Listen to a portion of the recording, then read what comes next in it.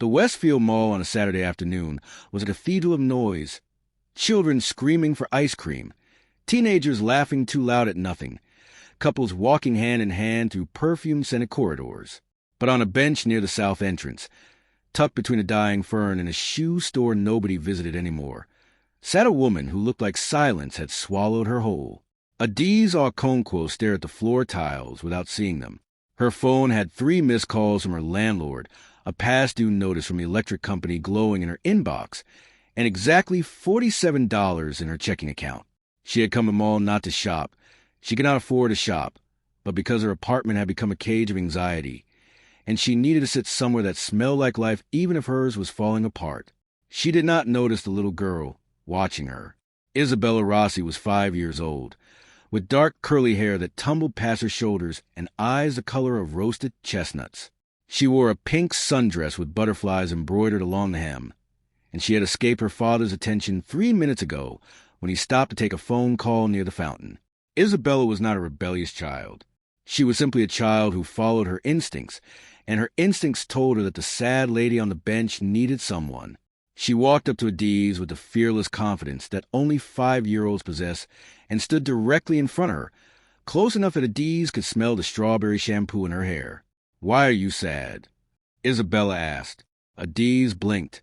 She looked down at this tiny person standing before her with wide, unblinking eyes and felt something crack in her chest. "I'm not sad, sweetheart," she lied.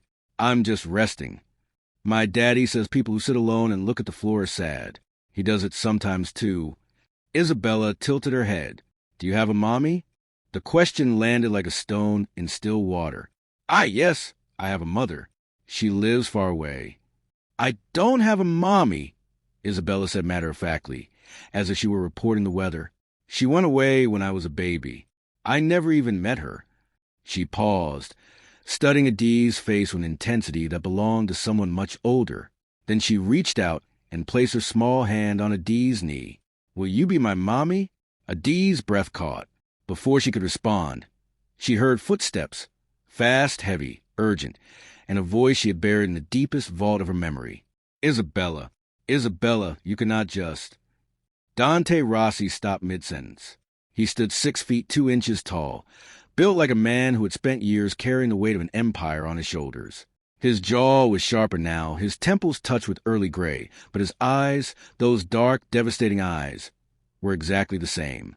They were the eyes that had once looked at Adiz like she was the only real thing in a world made of smoke. Those eyes were looking at her now. "Adiz?" His voice was barely above a whisper. 7 years. 7 years since she had walked out of his penthouse with nothing but her dignity and a shattered heart, swearing she would never go back to a man whose world was built on blood. 7 years since she had deleted his number, blocked his calls, and taught herself to stop dreaming about him.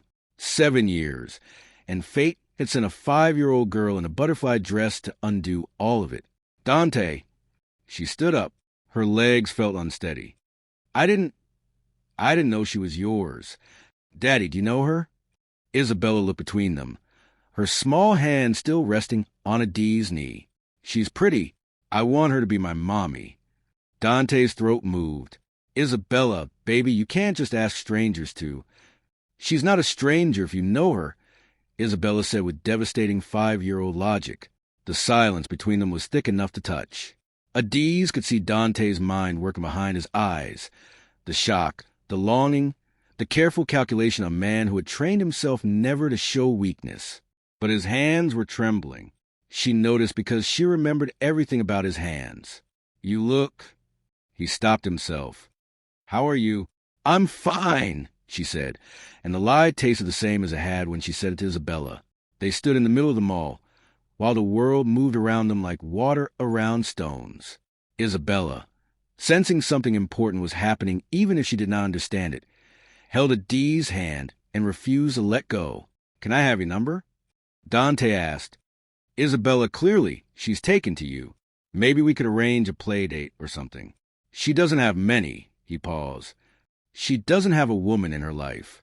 Adiz knew she should say no. Every survival instinct she had was screaming at her to walk away, to protect herself from the gravitational pull of Dante Rossi and his dangerous, beautiful world.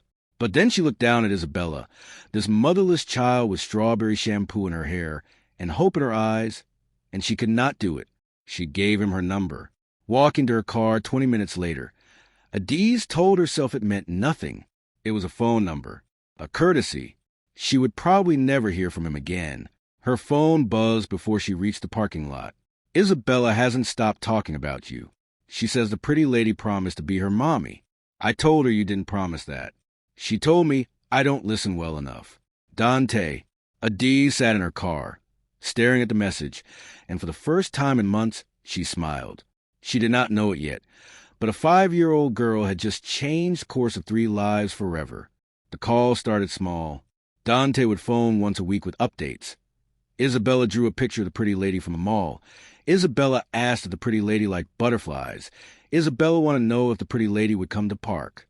Each call was wrapped in the safe language of parenthood, but beneath it was the unmistakable sound of a man searching for reasons to hear a woman's voice. Adiz let herself be found. They met at parks and ice cream shops, always with Isabella as the bridge between them. The little girl was relentless in her affection, climbing into Adiz's lap, braiding her hair with clumsy fingers, insisting on holding her hand everywhere they went. And each time Adiz looked up from Isabella's laughter, she found Dante watching her with an expression that made her chest ache. She could see the changes in him. The man she had left 7 years ago had been electric and reckless, a king who believed his crown made him invincible. This Dante was quieter. There were shadows under his eyes that had nothing to do with sleep, and when his phone rang, he flinched before answering, the reflex of a man who had learned that phone calls at odd hours never brought good news. 3 weeks after the mall, Adiz's world collapsed. Her landlord did not call this time. He came in person, standing in her doorway with an eviction notice and an expression that said he had run out of patience. 30 days, Ms. Okonkwo. I'm sorry, but I've given you every extension I can. She sat on her couch after he left and did the math she had been avoiding. She was 4 months behind on rent. Her freelance design work had dried up after her biggest client went bankrupt. She had applied to 43 jobs in the last 2 months and received exactly 0 offers. She was educated, talented, hardworking, and completely, devastatingly broke. She was not a woman who cried easily, but that night she cried. It was during their next meeting, a Saturday afternoon at the zoo, with Isabella shrieking at the penguins, that Adiz swallowed her pride and asked a question that had been circling her mind for days. Dante, do you know of any job openings? Anywhere? I'm not picky. I just need something soon. She said it without looking at him, her eyes fixed on Isabella pressing her face against the glass. She could not bear to see pity in his eyes. What happened? He asked quietly. I'm being evicted. I have 30 days. She forced her voice to stay steady. I'm not asking for money. I don't want charity. I just need a job. If you know anyone who's hiring, anything at all, I'd appreciate it. The silence stretched between them. She could feel him choosing his words carefully, the way he always did when something mattered. I need a nanny, he said. She turned to look at him. What? For Isabella. I've been through 4 nannies in 2 years. She hates all of them. She bites. She screams. She locks herself in her room. My mother says she needs stability, a woman she actually wants to be around. He paused. She wants to be around you, Adiz. I've never seen her like this with anyone. Dante, I can't. It's a real job, full salary, benefits. Live in if you want. I'll have a contract drawn up. Everything above board. His jaw tightened. This isn't charity. My daughter needs someone, and you're the only person she's chosen. The word chosen hung in the air. Adiz thought about her empty refrigerator, her eviction notice, her 43 rejected applications. She thought about Isabella's face when she saw her, the way the little girl's entire body vibrated with happiness. She thought about living in Dante Rossi's house, sleeping under his roof, existing in the orbit of the world she had fled 7 years ago. The Mafia, she said flatly. You're still in it. Dante's expression didn't change, but something shifted behind his eyes. Isabella's world is separate from that. The house is safe. She goes to school. She has her routine. You would be there for her, not for you. Adiz finished. Not for me, he confirmed, though the word seemed to cost him something. She took 2 days to decide. On the first day, she told herself absolutely not. On the second day, her electricity was shut off. She packed her bags by candlelight. The Rossi mansion was not what she expected. She had imagined something cold and fortress-like, all marble and security cameras. Instead, it was warm, lived-in, even. Isabella's drawings covered the refrigerator. Toys littered the living room. A half-finished puzzle sat on the dining table. It was the home of a man trying desperately to be a good father while the rest of his life burned. Isabella was waiting at the door when Adiz arrived, bouncing on her toes. "You're here. You're here. Daddy, she's here." She launched herself at Adiz's legs with the force of a small cannon. That night, after Isabella was asleep, Dante told her the truth about Serena, Isabella's birth mother. "She didn't know what I was when we got together," he said, standing in the kitchen doorway, not meeting Adiz's eyes. When she found out, she was already pregnant. She stayed long enough to give birth, and then she was gone, left a note, said she wouldn't raise a child in a world built on lies. He finally looked up. Sound familiar? It sounded exactly like what Adiz had said to him 7 years ago. She left Isabella. Adiz whispered. How could she leave her baby? Fear makes people do things love can't fix. Dante said, I don't blame her. I blame myself. That night, Adiz lay in the guest room of a Mafia boss's mansion, listening to the silence, and wondered what she had walked into. She told herself it was just a job, just a paycheck, just survival. But when she heard Isabella's bare feet padding down the hallway at 2 a.m., and the little girl climbed into her bed without a word and curled against her chest like she'd been doing it her whole life, Adiz knew she was lying to herself. This was already so much more than a job. If this story is already gripping your heart, make sure you're subscribed to Echo True Stories so you don't miss what happens next. Hit that subscribe button and turn on notifications. You won't want to miss the storm that's coming. 6 weeks into the arrangement, Adiz had established a rhythm. She woke Isabella at 7, braided her hair while they watched cartoons, packed lunches with the crust cut off and little notes tucked inside. She helped with homework, read bedtime stories in funny voices, and learned that Isabella was afraid of thunderstorms but pretended not to be because she did not want her daddy to worry. She learned other things too. She learned that Dante left the house at strange hours and came back smelling like cigar smoke and tension. She learned that men in dark suits sometimes appear at the back in trance and disappear just as quickly. She learned that there was a room on the 3rd floor she was never to enter, and that Dante's phone had a second SIM card he thought she didn't know about. She told herself it was not her business. She was a nanny, nothing more. But the lines were blurring. Dante had started coming home earlier, finding excuses to sit in the kitchen while she cooked, asking about her day with a genuine interest that disarmed her. He remembered details, that she liked her tea with honey, that she hated cilantro, that she used a dream of opening her own design studio. He remembered because he had never forgotten. And Adiz, despite every wall she had built, was remembering too. Remembering why she had fallen for him in the first place. Not the money or the power, but the way he listened like every word she said mattered. The way he could make her laugh until her stomach hurt. The way his hand fell on the small of her back, steady and sure. Then the letter came.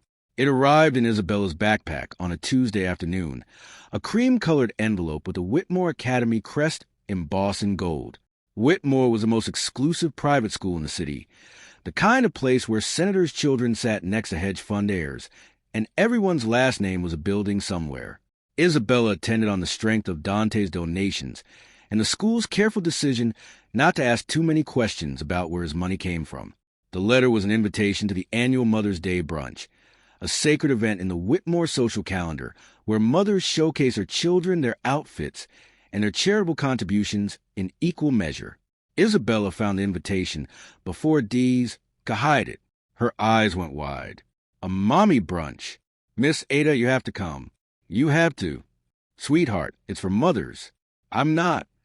You are my mommy. Isabella's bottom lip trembled with the devastating precision of a child who knew exactly how powerful her tears were. Everyone else has a mommy there. Lily has a mommy. Marcus has a mommy. Even Theo has two mommies. I don't want to be the only one with nobody. Adiz looked at Dante, who was leaning against the doorframe with his arms crossed and an expression she could not read. It's your call, he said. But she's been the only kid without a mother at every school event for 3 years. Last year, she sat alone at the Mother's Day craft table, making a card for nobody. The image shattered something inside her. I'll go, she said. The morning of the brunch, Adiz dressed carefully. She wore a navy wrap dress, elegant but understated, and twisted her braids into an updo. She looked like she belonged. She felt like an imposter. Whitmore Academy's garden terrace was immaculate. White tablecloths, fresh peonies, champagne flutes catching the morning sun. The mothers were immaculate too, draped in designer fabrics and dripping with jewelry that cost more than Adiz's annual salary. They moved in packs, air-kissing and complimenting each other with the practiced insincerity of women who kept score. Isabella held Adiz's hand so tightly her knuckles went white. That's my mommy, she told everyone who would listen. She braids my hair and makes the best pancakes, and she reads me 3 stories every night. For one beautiful hour, it was perfect. They made crafts together. They took photos. Isabella beamed like a sunflower finally finding light. Adiz forgot she was pretending. Then Vivian Ashworth arrived. Vivian was the undisputed queen of the Whitmore PDA. Old money, old name, old grudges. Her family had donated the school's library and never let anyone forget it. She was tall, blonde, and surgically precise in her cruelty, the kind of woman who could destroy a reputation with a single well-placed sentence at a cocktail party. She approached Adiz with a smile that did not reach her eyes. I don't believe we've met. I'm Vivian Ashworth, and you are... Adiz, I'm here with Isabella Rossi. Ah, yes, the Rossi girl. Vivian's gaze swept over Adiz, her dress, her shoes, her braids, performing a calculation. And you're her mother? Something in Vivian's tone made the nearby mothers turn. Yes, I'm here as her mother today. Vivian's smile sharpened. That's interesting, because my friend Camille works at Elite Staffing, and she mentioned the Rossi household recently hired a live-in nanny. She turned to the gathering crowd of mothers. Ladies, it appears we have a nanny at our Mother's Day brunch. Posing as a mother. The whispers ignited like fire through dry grass. Adiz felt every eye in the garden turn to her. Some curious, some scandalized, most delighted by the spectacle. How creative, Vivian continued, her voice carrying across the terrace. I suppose when one can't afford to belong somewhere, one simply pretends. How inspiring for the children. Isabella looked up at Adiz with confusion in her eyes. Miss Ada? Why is a lady being mean? The silence that followed was crushing. Adiz felt the blood drain from her face. She could see the other mothers watching, some with pity, most with the vicious satisfaction of people who were grateful the humiliation was happening to someone else. She knelt down to Isabella's level. Come on, baby. Let's go. But the crafts? We'll make crafts at home. Better ones. I promise. She walked out of that garden with her back straight and her head high, carrying a sobbing Isabella against her chest. She did not run. She did not cry. She gave Vivian Ashworth nothing. But that night, after Isabella finally fell asleep, exhausted from crying and asking why the mean lady said Miss Ada wasn't her mommy, Adiz sat on the edge of the guest bed and packed her suitcase. Dante found her at midnight, a folded blouse in her hands and tears streaming silently down her face. I can't do this, she said. I can't keep pretending to be something. I'm not in a world that will never accept me. I am not Isabella's mother. I am not your anything. I am the nanny. And today, your daughter got hurt because I forgot that. Dante stepped into the room. He took the blouse from her hands. He set it on the bed, and then he said the truest thing he had ever said in his life. You are the only mother that little girl has ever known, and you are the only woman I have ever loved. And I am done pretending that neither of those things matter. Adiz stared at him. She did not unpack her suitcase that night, but she did not leave either. Dante Rossi had been many things in his 38 years. A street kid, a soldier, a captain, and finally, the boss of the most powerful syndicate on the eastern seaboard. He had done things that would keep a priest in confessional for a lifetime. He had built an empire that politicians feared and law enforcement could not touch. He was untouchable. Until a woman packed a suitcase, and a man realized that untouchable was just another word for alone. The morning after the brunch incident, Dante did 3 things. First, he called his attorney and requested every legal document necessary to dissolve his ties to the syndicate. Second, he called his underboss Marco and requested a meeting.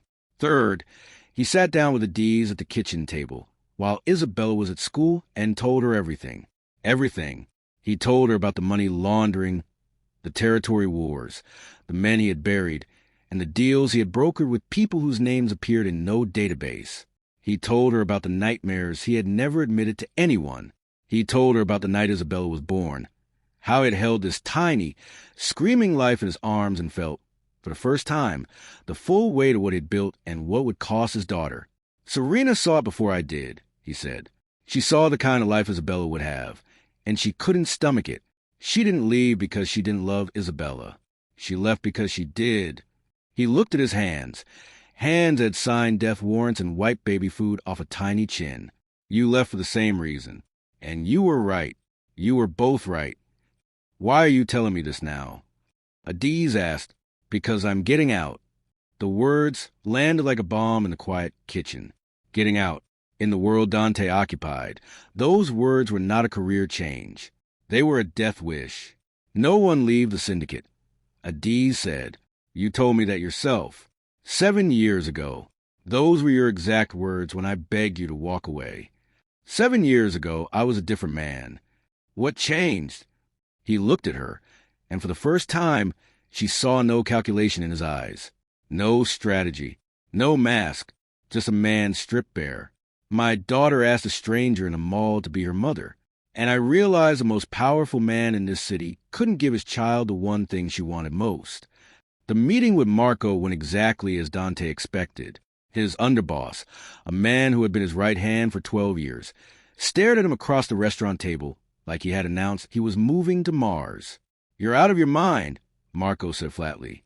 "The council will never allow it. You know too much. You are too much." "I have insurance," Dante replied.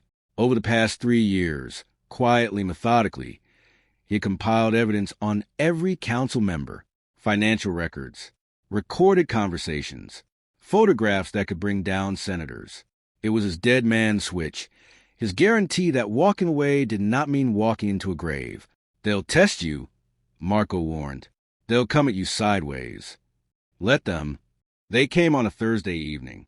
Adiz was reading Isabella a bedtime story, something about a princess who tamed a dragon, when the sound of breaking glass shattered the downstairs windows.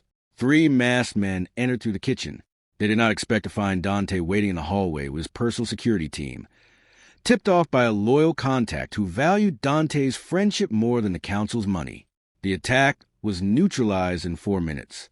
No one in the house was hurt, but Adiz, who had pulled Isabella into the bathroom and held her in the bathtub with her body curled over the child like a shield, emerged shaking so violently she could not stand. Dante found them there. Isabella was asleep. She had somehow slept through it, the exhausted sleep of a child who felt safe because someone was holding her. Adiz looked up at Dante from the bathroom floor, her eyes blazing. "You said the house was safe. It is now. It will be. I swear on my life. Your life isn't worth much right now." Her voice cracked. She was crying and furious and terrified all at once. "I cannot lose her, Dante. Do you understand me? I cannot lose this child." The word this instead of your. She had said it without thinking, but they both heard it. She had stopped being the nanny a long time ago. Dante knelt on the bathroom floor, beside her. He did not touch her. He did not reach for Isabella. He simply knelt and said, "I am getting out. Not next month. Not next year. Now, I am choosing this family over everything I have built, and I am asking you not to forgive me, not to love me, just to stay long enough to see me do it." It took 6 weeks. 6 weeks of lawyers, negotiations, threats, and counter-threats. Dante handed over territories, assets, and connections worth hundreds of millions. He surrendered his seat on the council. He turned his insurance file over to a trusted attorney with instructions to release everything if anything happened to him or his family. The council, faced with a choice between a clean break and mutually assured destruction, chose to let him walk. On the day it was official, the day Dante Rossi ceased to be a name that made powerful men nervous, he came home to find Adiz and Isabella building a blanket fort in the living room. Isabella was wearing a crown made of aluminum foil. Adiz was wearing one too. "Daddy," Isabella scrambled out of the fort. "We made a castle. Miss Ada is a queen and I'm the princess, and you could be the dragon." Dante looked at Adiz over his daughter's head. Adiz looked back at him, her aluminum crown slightly crooked, her eyes asking the question she hadn't spoken aloud. "It's done," he said. Adiz's breath escaped her in a sound that was half laugh, half sob. "It's done. I'm out. It's over. I'm just Isabella's dad now." She crossed the room in 3 steps. She wrapped her arms around him while Isabella squeezed between them. And for the first time in 7 years, Adiz held Dante Rossi without being afraid of what it meant. "You're more than that," she whispered into his chest. "You're so much more than that. Drop a comment below and tell us, do you think Dante deserves a second chance? And who's ready to see Vivian Ashworth get what's coming to her? Share this video with someone who loves a good redemption story. And make sure you're part of the Echo True Stories family. They were married on a Sunday in October, in a garden behind a house that Isabella had insisted on decorating herself. The result was a spectacular mess of wildflowers, streamers, and hand-drawn signs that read things like "Daddy plus Miss ADA equals love" and "Best wedding ever" in crayon. It was not elegant. It was not designer. It was the most beautiful wedding Adiz had ever seen. Isabella served as a flower girl, taking her responsibilities so seriously that she placed each petal on the ground individually, turning the 30-second walk down the aisle into a 4-minute ceremony of precision.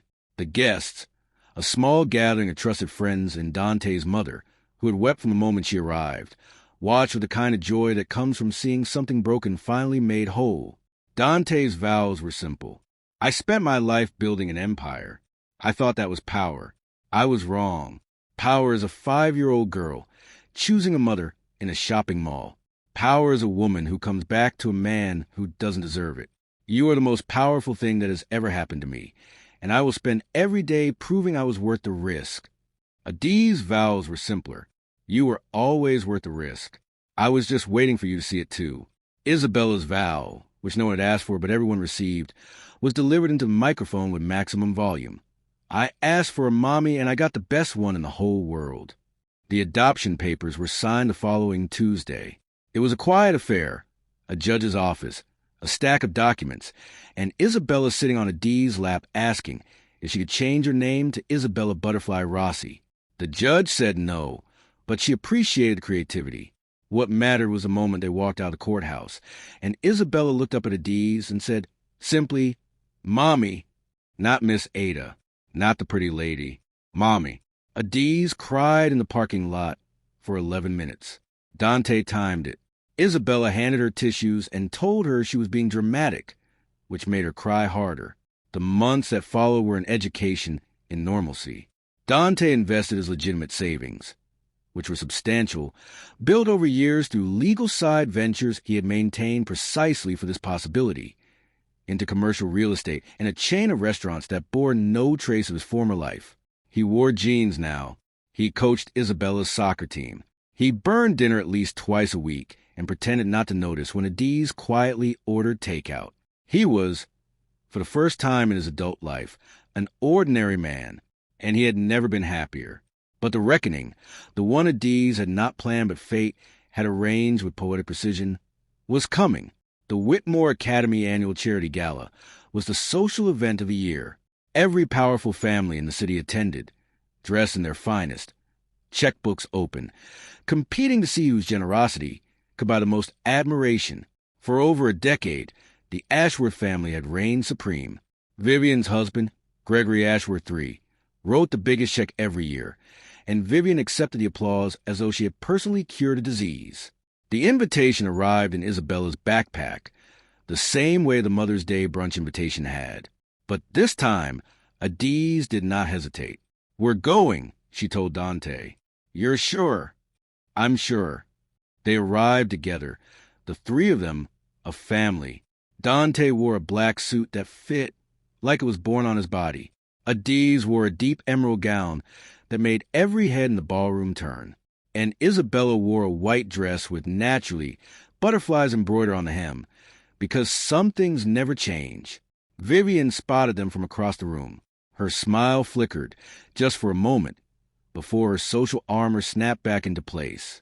She approached with the same surgical confidence she had wielded at the brunch. Well, the Rossis, how lovely to see you. Her eyes swept over Dee's. Still playing house, I see. Not playing, Adiz said calmly. I adopted Isabella. Legally, officially, permanently. She smiled. But thank you for your concern, Vivian. It's touching. Before Vivian could respond, the gala's host took the stage to begin the evening's main event, the charitable giving portion where families announced their donations publicly, each trying to outdo the last.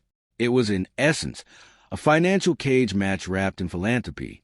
The Ashworths went second to last, as they always did. Gregory Ashworth III stood, straightened his tie, and announced a donation of $250,000. The room applauded. Vivian looked around with the satisfied expression of a woman who had already won. Then Dante stood. The room quieted.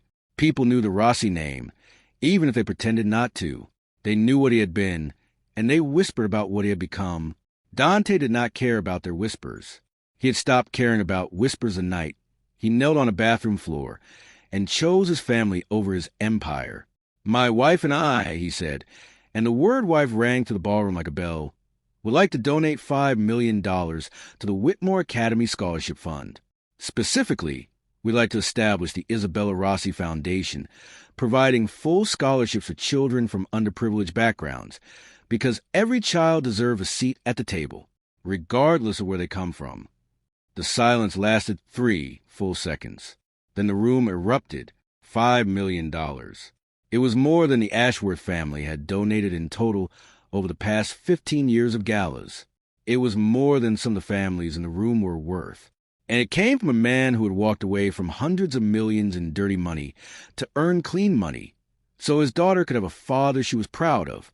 Vivian's face drained of color, so completely she looked like a marble statue. Gregory Ashworth III set his champagne glass down and did not pick it up again. The whispers that rippled through the ballroom were not about Dante's past. They were about Vivian's brunch, about what she had done to that woman, about how she had called her the help. In one evening, the narrative flipped. Vivian Ashworth was no longer the queen. She was a woman who had humiliated the wife of the most generous donor in Whitmore history. But Dante did not look at Vivian. He did not look at the stunned crowd or the scrambling journalists or the school administrators practically vibrating with gratitude. He looked at Adiz, who was sitting at their table with tears rolling down her cheeks and a smile that could have powered the entire city. And then Isabella did what Isabella always did, the thing no one expected, the thing that mattered most. She climbed onto her chair. She tugged the table microphone toward her with both hands, and in a voice loud enough to fill the ballroom, she said, "This is my mommy, my real mommy. She chose me first." The room dissolved into applause. Several women were openly crying. Even Gregory Ashworth III clapped, though his wife looked like she might actually combust. Later that night, after the gala, after the congratulations and the business cards and the invitations to events they would probably never attend, Dante carried a sleeping Isabella to the car, while Adiz walked beside him, her heels in one hand and her husband's arm in the other. $5 million, she said. You didn't tell me it would be $5 million. Would you have let me if I had? Absolutely not. He grinned, that old grin, the one that used to make her forget every sensible thought she had. That's why I didn't tell you. She laughed. It was a free sound, unguarded and full, the laugh of a woman who had spent years being afraid, and had finally stopped. They drove home through quiet streets, Isabella sleeping in the back seat with her butterfly dress rumpled and her mouth slightly open. Adiz reached over and took Dante's hand. She asked me to be her mommy in a mall. Adiz said softly. She just walked up to a stranger and asked. She's always known what she wanted, Dante said. She gets that from me. She gets the stubbornness from you. The heart she gets from herself. They pulled into the driveway of a house that no longer held any secrets. No men in dark suits at the back entrance. No locked rooms on the third floor. No phone calls at midnight. Just a home where a family lived. Imperfect, hard one, and more than enough. Dante carried Isabella inside. Adiz tucked her into bed, smoothed her curls, and kissed her forehead. "Mommy?" Isabella murmured without opening her eyes. "I'm here, baby." "Are you staying forever?" Adiz smiled. "Forever and one day." Isabella smiled in her sleep and rolled over, satisfied, because some questions, once answered, never need be asked again. And in a mall somewhere across the city, a bench sat empty near the south entrance. The bench where a lonely woman once sat, and a little girl once walked up and changed everything with 5 simple words. "Will you be my mommy?" The end. If this story touched your heart, you're exactly where you belong.